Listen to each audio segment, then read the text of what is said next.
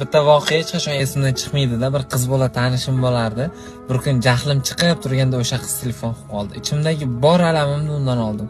Baqirib tashladim. Gapirmagan gapim qolmadi. Bechora nima qilishini bilmasdan indamay telefonni o'chirdi.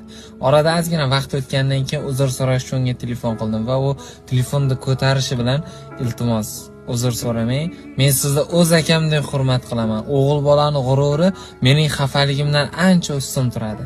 Ozgina yig'lasam o'tib ketadi. O'zi ayb o'zimda. Jahlingiz chiqqan vaqtda telefon qilmasligim kerak edi dedi-da, sekingina jilmayib qo'ydi. Shunda ham uzr so'radim-u, lekin o'sha kundan boshlab u qizga bo'lgan hurmatim 100 ga ko'tarildi. Aynan mana shunaqa qizlarga uylangan yigitlar, men ishonch bilan aytaman, qirollarda yashaydi.